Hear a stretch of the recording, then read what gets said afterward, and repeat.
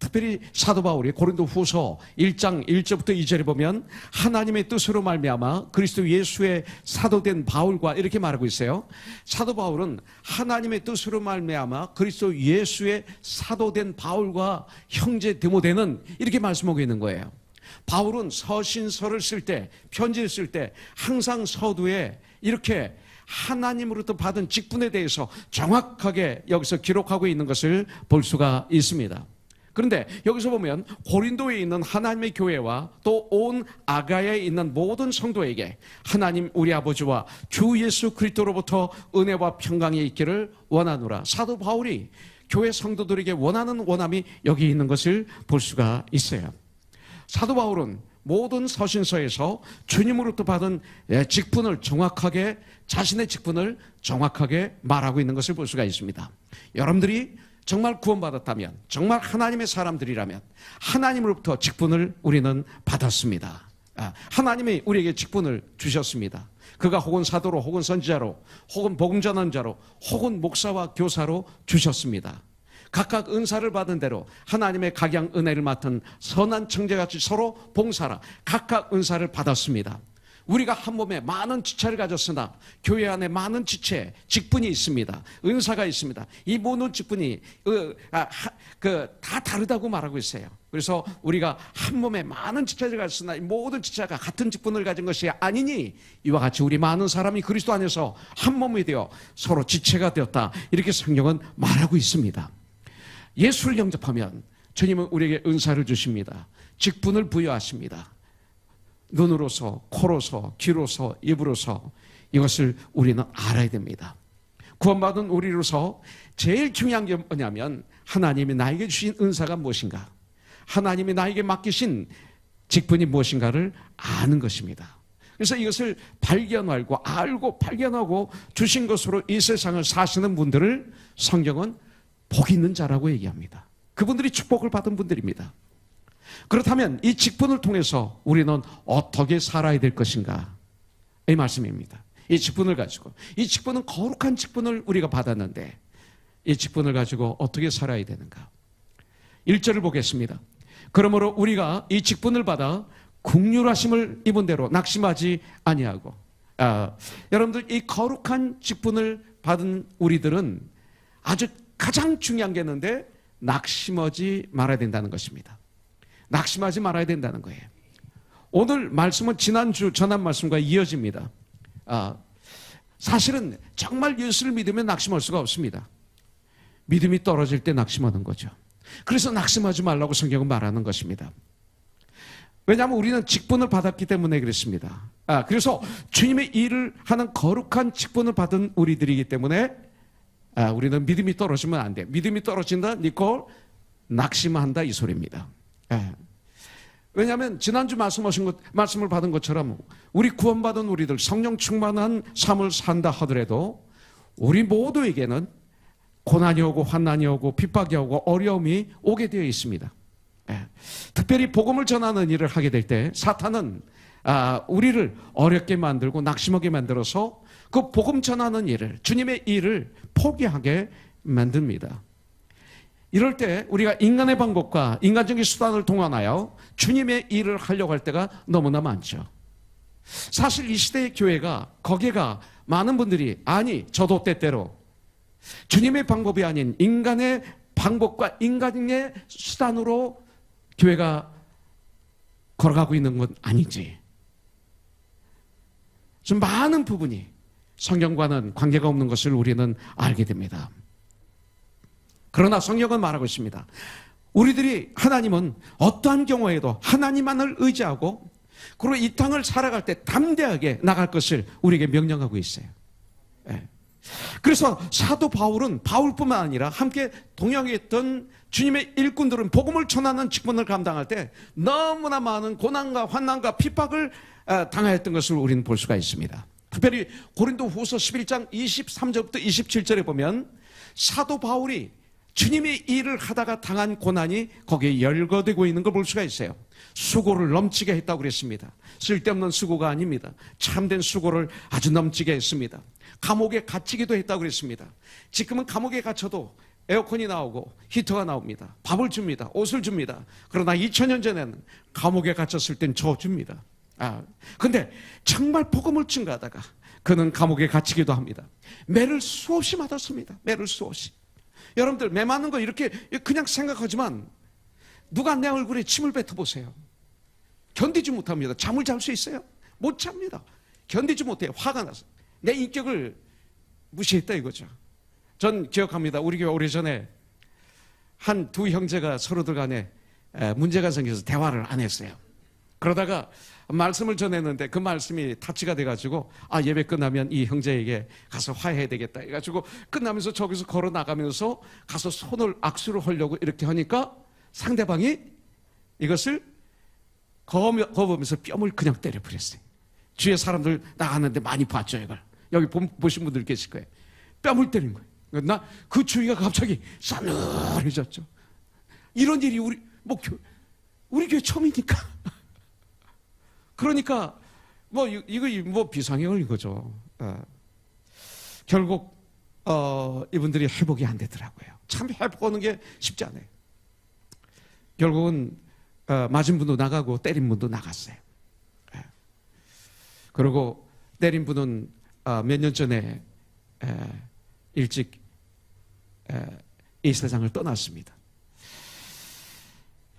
뺨 한 번 맞는 것도 그렇게 회복하기 힘든데, 화해하기도 힘들고, 교회에서 뿌리내리기도 힘들고, 그렇게 힘든데 매를 수없이 맞았어요. 여러분 죽을 뻔했어요. 유대인에게 40에 하나 감한 매를 5번씩이나 맞았어요. 로마 병정에게 3번이나 태장으로 맞았어요. 한 번 돌로 맞아서 죽은 줄 알고 버렸는데 살아났어요. 3번 배가 파선해서 한 번은 7일 동안 바다에서 사경을 헤맸어요. 강의 위협, 강도의 위협, 동족의 위협, 이방인의 위협, 시냇가의 위협, 광야의 위협, 바다의 위협, 거짓 형제의 위협, 이것이 나와요. 애쓰고 여러 번 자지 못하고 먹지 못하고 줄이고 굶고 춥고 헐벗었다, 이렇게 말하고 있어요. 심지어는 바울이 개척한 고린도 교회 안에서 바울을 힘들게 하는 그런 교인들도 있었어요. 그런데 바로 그러면서 바울은 이렇게 편지로 말하고 있는 거예요. 낙심하지 말라고요. 이렇게 말하고 있는 거예요. 여러분들, 모세가 가나안 땅에 12명의 정탐꾼을 보냅니다. 근데 12명 중에서 10명은 낙심했어요. 눈으로 보고 낙심했습니다. 그러나 2명은 갈렙과 여수아는 눈으로 봤지만 눈으로 본 걸 믿지 않아요. 하나님의 약속의 말씀을 붙잡은 거예요. 눈에 보이지 않는. 그리고 돌아왔습니다. 그래서 저들은 우리의 밥이다, 여호와 하나님이 우리와 함께 하시면 저들은 우리의 밥이다 그랬어요. 그리고 담대하게 주님이 주신 약속의 말씀을 믿고 기뻐하였습니다. 결국은 우리 주님은 갈렙과 여호수아를 통해서, 그들을 통해서 가나안 땅의 축복이 임하게 하신 거죠. 바로 지금도 마찬가지입니다. 그리스도인은 주님께서 약속하신 말씀을 믿음으로 붙잡고 끊임없이 천국을 향해서 전진하는 이런 신앙생활을 해야 되는 줄 분명히 믿습니다. Heaven bound. 낙심이란 무엇입니까? 이 낙심이란 내 생각대로 내 뜻대로 되지 않으니까 하나님께 두었던 소망을 중단하는 것, 이게 낙심입니다. 여러분들, 소망하기를 중단하는 거예요. 산 소망이 죽은 소망으로 바뀐 거예요. 움직이기를 중단합니다. 낙심하면 소망이 끊어집니다. 그리고 낙심하면 움직이지 않습니다. 힘들어요. 나 그냥 있을게, 안 가. 약속 다 포기하죠. 누워서 일어나지를 못해요. 낙심하면요, 힘들어서 밥도 못 먹어요. 정말 모든 걸 중단합니다. 역사하기를 중단합니다. 헌신하기를 중단합니다. 사면 완성하기를 중단합니다. 여러분들, 낙심이 너무나 무서워. 왜 무서워요? 아까도 말씀드렸지만 낙심한 사람은 밥을 못 먹어요. 밥을 꼼짝 못해요. 모든 것을 중단해요. 그래서 몸에 이상이 있어서 병원에 가서 진단을 받았는데 보니까 암이었어요. 의사가 당신은 암입니다. 당신은 암 중에서 악성암입니다. 당신은 급성암입니다. 소망이 없습니다. 이 소리를 들었지만 그럼에도 불구하고 낙심하지 않고 그러면 그럴수록 더욱 주님을 바라보며 최선을 다할 때 그런 분들에게 기적이 일어나는 걸 우리는 알잖아요. 그러나 그 순간 낙심하면 이분은 식사도 못하고 잠도 못 자고 그러고 모든 것을 중단하고 주저앉게 됩니다. 그러면 기다리는 건 뭐예요? 비참한 죽음밖에 없습니다. 저는 수십 년 목회하는 가운데 낙심해서 이 땅을 빨리 떠나신 분들을 많이 봤습니다. 그럼에도 불구하고 주님은 기적을 일으키신다. 주님 안에 거하면 능치 못함이 없다. 주님을 붙잡고 내가 하는 일을 포기하지 않고 더 열심히, 그러면 그럴수록 더 열심히 주님 일을 하며 열심히 맡은 내 일을 가정에서도 감당하며 최선을 다하면서 주님을 바라볼 때 나는 그들에게서 기적을 봤습니다. 여러분들, 그렇기 때문에 인간은 마음먹기에 달렸어요. 여러분들, 이것은 하나님은 우리를 그렇게 만드셨습니다. 마음만 먹으면 우리는 움직일 수 있습니다. 마음만 먹으면 우리는 며칠 밤도 움직일 수 있어요. 며칠 밤을 셀 수 있어요. 마음만 먹으면 여러분들 할 수 있는 거예요. 그것을 성경은 갈라디아서 6장 9절에서 말합니다. 우리가 선을 행하되 낙심하지 말지니 포기하지 아니하면 때가 이름에 거두리라. 때가 이름에 하나님의 시간에 낙심은 중단하게 만듭니다. 낙심은 포기하게 만듭니다. 낙심은 사명을 없게 만듭니다. 그러나 분명 때가 이르면 하나님의 시간에 낙심하지 않는다면 거두게 될 줄 분명히 믿습니다. 이스라엘 백성들을 보십시오. 여러분들, 출애굽할 때 그들은 낙심했습니다. 여러분들, 낙심하니까 무엇을 했습니까? 낙심하니까 원망을 했습니다. 모세에게, 하나님에게 원망을 했습니다. 그러니까 그들은 망했어요. 예수님의 제자들도 보세요. 나중에 승리했지만 예수님이 십자가에 달리신 것을 보고, 눈으로 보고 어떻게 했어요? 낙심했어요. 그래서 뿔뿔이 흩어지고 맙니다. 낙심하니까 뿔뿔이 흩어집니다. 열왕기상 19장에 보시기 바라겠습니다. 바알 선지자 450명, 아세라 선지자 450명, 도합 850명의 바알 선지자, 아세라 선지자와 엘리야 선지자 한 명이 기도 시합을 했습니다. 그래서 승리해서 우상을 다 쓸어버렸죠. 여러분들, 그 능력의 엘리야 선지자가 이세벨 왕비의 한마디에 낙심하고 쓰러지니까 어떻게 됩니까? 두려워 떨면서 도망해가지고 로뎀 나무 아래에서 죽기를 구하고 있습니다. 낙심하면 이렇게 됩니다. 여러분들, 우리의 복음이, 우리들의 삶이 힘이 없을 때가 바로 언제예요? 바로 마귀가 여러 가지로 우리들을 낙심이라는 마귀의 사탄의 무기로 공격을 통해 넘어졌을 때가 아닙니까? 여러분들, 그러나 낙심을 이길 수 있는 길이 있어요. 어떻게 이길 수 있어요? 누가복음 18장 1절에서 보면 예수께서 그들에게 항상 기도하고 낙심 말아야 할 것을 비유로 말씀하여 그랬어요. 낙심을 이기는 유일한 길은 기도라고 말씀하고 있어요. 에베소서 6장 18절에 보면 모든 기도와 간구를 하되 항상 성령 안에서 기도하고 이를 위하여 깨어 구하기를 항상 힘쓰며 여러 성도를 위하여 구하라, 이렇게 말하고 있어요. 우리가 낙심하는 이유는 뭐예요? 참 기도를 포기했기 때문에 그래요. 기도하지 않으면 낙심하게 돼 있어요. 여러분들, 우리들의 어떤 악한 마귀가 낙심이라는 화산을 우리에게 쏠 때 기도라는 방패, 믿음의 방패로 막으면 우리는 승리할 수가 있습니다. 여러분들, 기도한다는 것은 주 하나님만 바라본다는 뜻이에요. 기도는 주님을 바라보는 거예요. 바라보는 거에 의해서 이루어지게 돼 있어요. 인생이 달라져요. 주님을 바라봐야 돼요. 저는 히브리서 12장 2절을 좋아해요. 믿음의 주요 또 나를 온전케 하시는 우리 주 예수 그리스도를 바라보자. 그는 그 앞에 있는 기쁨을 위하여, 우리 주 예수님은 예수님 앞에 있는 기쁨을 위하여, 그 기쁨이 뭡니까? 바로 내가 구원받고 내가 주님 안에서 승리하는 삶을 사는 게 우리 주님은 가장 큰 기쁨이에요. 그래서 로마서 12장에 보니까 하나님의 선하시고 기뻐하시고 온전한 뜻이 무엇인지 분별하도록 하라, 성경은 말씀하고 있는 거예요.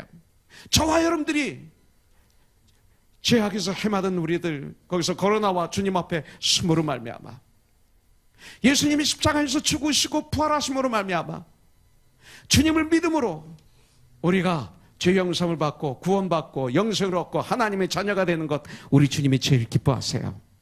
그리고 이 땅에 사는 동안 승리하는 삶을 사는 것, 이것이 주님의 기쁨이에요. 이 기쁨을 왜요? 십자가를 참으사 부끄러움을 개의치 아니하시더니 하나님 보좌 오른편에 앉으셨느니라 성경은 말하고 있어요. 그 주님, 여러분들 모든 문제들을, 모든 환경을 이제는 주님을 통해서 보는 훈련으로 하세요. 문제를 그냥 보지 마시고 환경을 그냥 보시면 10명의 정탐꾼 같아요. 그러나 그 문제를 주님의 눈으로 그 문제를 보세요. 주님의 말씀으로 보세요. 이것이 바로 기도입니다. 기도. 이것이 기도예요. 이것이 믿음입니다. 이것을 주님을 바라보는 것이라고 말하고 있는 것입니다. 어둠에서 빛 대신 주님의 백성된 우리를, 우리의 영혼의 참빛이 되신 예수님 이름으로 마음으로 기도하고 또 기도하고 또 기도하세요. 이것이 유일한 비결이에요. 여러분들, 이번에 제가 그 이상우 목사님 그 파리에 들렸는데 햇빛이 잠깐 찌니까 이분들이 그냥 선탠 하느라고 바빠요. 거기는 우중충해요. 독일 가니까 우중충해요. 그런 곳이 햇빛이 조금만 찌면 그 햇빛을 맞으려고 그분들이 아주 열심을 다하는 모습을 볼 수 있어요. 우리도 마찬가지예요. 우리 몸도 햇빛을 쬐야지 건강해집니다. 우리 마음도 햇빛을 쬐야 돼요. 태양보다도 더 밝은 예수님의 빛에 내 마음이 쬐어져야 됩니다. 내 마음을 선택해놔야 됩니다. 여러분들, 우리의 심령도 하나님을 바라보지 않고 기도하지 않는 것, 자꾸 몸이 고장나요. 그렇다면 나이가 들면서 인간의 가치를 어디다 둬야 되는가? 나이가 들면 들수록 우리들의 가치는 어디에 둬야 될까요? 우리는 질그릇인데, 질그릇인 나의 그릇에 무엇을 담느냐에 둬야 돼요. 무엇을 담느냐? 이 그릇은 무엇을 담느냐가 중요해요. 밥을 담으면 밥그릇, 빵을 담으면 빵그릇, 금을 담으면 금그릇, 오물을 담으면 오물통이 되는 거예요. 예. 그러므로 우리가 가치 있는 전쟁은 뭘까요? 저와 여러분들, 담는 전쟁이에요. 내 안에 뭐를 담는가? 이 전쟁이에요. 이것이 기독교의 중요한 본질입니다. 그릇 싸움이 아니에요. 내가 무슨 그릇이냐? 이 전쟁이 아니에요. 담는 전쟁이에요. 나는 담아야 돼. 내 안에 말씀을 내 마음에 담아야 돼. 기도를 담아야 돼. 사랑을 담아야 돼. 전도를 담아야 돼. 네. 오늘 그것을 담아야 돼. 말씀이 들어갈 때 우리는 변화돼요. 그리고 성장합니다. 그렇기 때문에 보배이신 예수님을 모셔야 돼. 담아야 돼. 그제서야 참 그리스도인이 됩니다. 보배이신 예수님을 담은 질그릇은 담대해집니다. 귀한 인생이 되고 맙니다. 그래서 7절에 우리가 이 보배를 질그릇에 가졌으니 이는 심히 큰 능력은 하나님께 있고 우리에게 있지 아니함을 알게 함이라 그랬어요.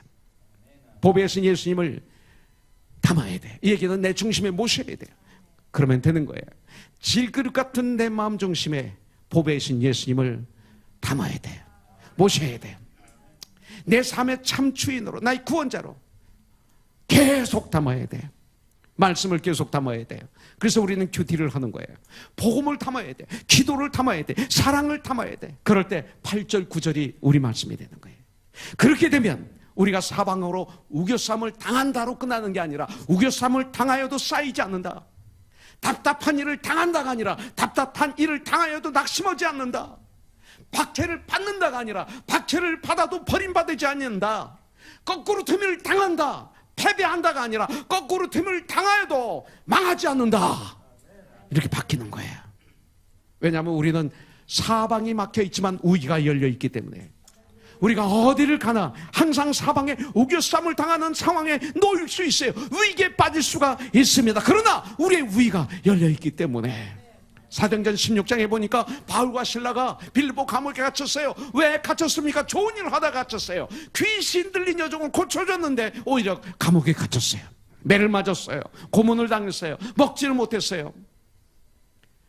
바울과 실라는 빌립보 감옥에서 어떻게 했습니까? 감옥에서 사방에 우겨쌈을 당했어요. 사방에 우겨쌈을 당하였는데 그 감옥에서 답답함을 당했습니다. 박해를 받았습니다. 거꾸로 됨을 받았습니다. 그런 가운데 바울은 실망하지 않고 낙담하지 않고 어떻게 했습니까? 오히려 기도하고 찬송했어요. 그랬더니 묶였던 것이 풀렸어요. 수갑이 풀렸어요. 자꾸가 풀렸어요. 감옥의 문이 깨졌어요. 지진이 나서 감옥의 문이 열렸어요. 막혀있던 모든 것들이 열리고 깨져버렸어요. 답답한 모든 것들을 하나님 앞에 나와서 기도와 찬송으로 뚫어버리는 그런 이 한 주간의 인생이 되기를 주님의 이름으로 축복합니다. 우리가 그런 사람이 되어야 돼. 우리가 해야 될 일이 바로 여기에 있습니다. 그것이 주님이 우리에게 주신 약속입니다. 답답한 일을 당하여 우리는 낙심하지 않습니다. 낙심과 전쟁합니다. 낙심할 수가 없습니다. 낙심에게 전쟁을 선포하세요. 낙심한 물러가라. 내가 예수님의 이름으로 행하노니 물러가라. 여러분들, 왜냐하면 예수님은 능력이 있기 때문에, 내 안에 예수님이 계시기 때문에, 예수님을 모셨기 때문에, 예수님을 닮았기 때문에, 하늘과 땅의 권세를 가지신 예수님을 닮았기 때문에, 그러면 우리는 귀한 인생을 삽니다. 핍박을 받아도 그럴 때는 버림받지 않습니다. 악한 마귀가 공격해도 넘어지지 않습니다. 예수는 그리스도라고 담대히 외칠 수가 있습니다. 그런 삶을 삽니다. 하나님의 말씀으로 보장되어 있으면 마귀가 나를 어떻게 할 수가 없습니다. 그래서 하나님 앞에서 한 가지를 우리는 구해야 됩니다. 예수님과의 관계입니다. relationship. 예수님의 능력입니다. 하나님과의 관계입니다. 하나님의 능력만 제대로 나하고 연결이 되어 있으면 나머지는 다 풀립니다. 여러분들, 그래서 먼저 그 나라와 그 의를 구하라. 그리하면 모든 것을 너에게 더하시리라. 하나님께서는 우리와 함께 하신다고 약속하셨어요. 이것을 내가 믿고 이 말씀을 붙잡고 앞으로 나가면 우리에게는 능치 못함이 없는 줄 분명히 믿습니다. 저는 오늘 이 시간 여러분들에게 하나만 말씀드리고 끝내길 원합니다. 수요일날 우리 우재영 집사님에 대해서 말씀을 드렸습니다. 우재영 집사님이라고 우리 교회에 나오셨습니다. 아내는 우경자 집사입니다. 고노선교에서 오래전에 함께 믿음 생활했습니다. 그러다가 그 가정의 어떤 일로 저희 교회를 나가서 다른 교회를 다니게 되었었죠. 그런 후 얼마 후에 그분이 뇌암으로 천국 가시기 2주 전에 저는 그분을 세플브리다와 버먼 사이에 있는 모빌 가스 스테이션 앞에서 만났습니다. 차를 타고 가는데 이렇게 레프트한에서 오는데 우재영 형제가 Jesus is the Savior. Jesus is the Savior. Believe Jesus. 이 팻말을 크게 만들어서 들고 이렇게 서 있는 걸 봤습니다. 저는 서서 내려서 그 형제를 만나야 됐었는데 당황해서 저도 모르게 그냥 운전해서 교회로 와버렸습니다. 제 마음은 서야 되는데 참 반가웠는데 전 놀랬거든요. 그렇게 서 있는 걸 우정이 형제 집이 여기도 아니고 항상 한남체인 앞에서 전도하는 걸 봤는데 왜 갑자기 우리 교회 가장 가까운 곳에서 이렇게 전도하고 있을까요? 전 제 방에 돌아서 우정이 형제가 제 머리에서 떠나질 않아요. 각인이 된 것처럼. 그리고 2주 후에 유정이 형제가 주님 품에 안겼다는 소식을 들었습니다. 아내로부터 저에게 전화가 왔어요. 우정이 형제가 세상을 떠난 후에 좀 제가 생각하게 됐어요. 왜 그 형제가 왜 거기서 왜 그 자리에서 복음을 전하고 있었을까? 왜 코너스톤에서 가장 가까운 곳에서 복음을 전하고 있었을까? 그러면서 제가 내린 결론입니다. 첫째는 이제 곧 자기는 주님 품에 안겨야 돼요. 그러면서 이 세상을 돌아봤을 거예요. 내가 이제 곧 주님께 간다, 죽는다. 그렇다면 무슨 일이 가장 중요할까? 이걸 생각했던 것 같아요. 그러면서 이것이 가장 중요하지 않을까? 예수님이 이 땅에 오신 목적이 우리를 구원하시기 위해서 오신 것처럼 이 일이 가장 귀하다 해서 지금 우재영 형제가 할 수 있는 게 그것밖에 없으니까 이것을 두고 서 있지 않았을까. 그 아픈 몸으로. 전 몰랐어요. 그렇게 아무 줄 몰랐어요. 이것이 첫째 이유예요. 두 번째 이유를 생각했어요. 제가 참 우경자 집사님에게 실수한 것 중에 하나가, 이 형제가 이 땅을 떠나기 한 이틀 전에 우경자 집사님 나한테 전화했는데, 그때 저도 몸이 그렇게 안 좋을 때예요.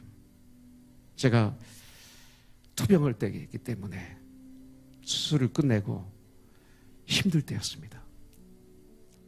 내일 전화하지 미뤘어요. 그러다가 나한테 전화한 이틀 후에 이분은 이 땅을 떠났어요. 얼마나 힘든지 막 미치겠어요, 제가. 네.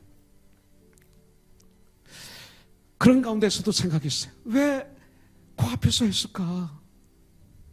전 분명히 믿기는, 저를 참 좋아하셨어요, 이분이. 저를 참 사랑했어요. 그런데 내가 그만큼 사랑을 못 줬어요, 이분에게. 막 가슴이 찢어지는 것 같아. 내가 아프다는 핑계로 이게 내가 지금 뭐 하는 건지, 내가 정말 목사인지. 그러면서 내 마음에 와닿은 것은, 이 형제가 우리 교회를 참 사랑하시는구나. 코너스톤 교회 사랑을 이렇게 표현하고 있구나. 그러면서 주님은 그 형제를 통해서 우리 교회에 어떤 명령을 하고 계시는 거 아닌가, 도전을 주시는 거 아닌가, 이 형제 유언이 아닐까. 이 형제를 통해서 하나님의 명령의 모습을 보게 되었어요. 이렇게 해야 돼. 코너스톤 이거 해야 돼. 코너스톤 이거 해야 돼. 참 코너스톤이 아름다워. 하나가 돼 있어, 성령 안에서. 참 아름다운 소문을 많이 내. 이게 빠졌어. 이거 해야 돼. 이 말씀을 준비하는 가운데 우재영 형제가 제 마음에 뜨겁게 와닿습니다. 오늘 우리는 주님의 음성을, 주님의 명령을, 거룩한 직분을 받은 우리들이 해야 될 너무나 귀한 일, 이 일, 우리를 전파하는 것이 아니라 오직 그리스도 예수의 주 되신 것과 구원자 되신 것과 우리를 위하여 우리가 너의 종 된 것을 우리는 전파한다. 여러분들, 이것이 우리에게 있어야 될 줄 믿습니다. 실천해야 됩니다. 때를 얻든지 못 얻든지 우리 주 예수 그리스도의 주 되심과 구원자 되심을 이 세상에 전하는 거예요. 나를 전하는 것이 아니라, 나는 이제 세상의 종이 아니라 하나님의 종이라고 전해야 되는 거예요. 이 일을 우리가 감당해야 돼. 그러면 하나님은 분명 코너스톤 교회를 너무나 기뻐하시고 너무나 귀하게 보실 줄 믿습니다. 이 일 감당하다고요. 같이 기도하겠습니다.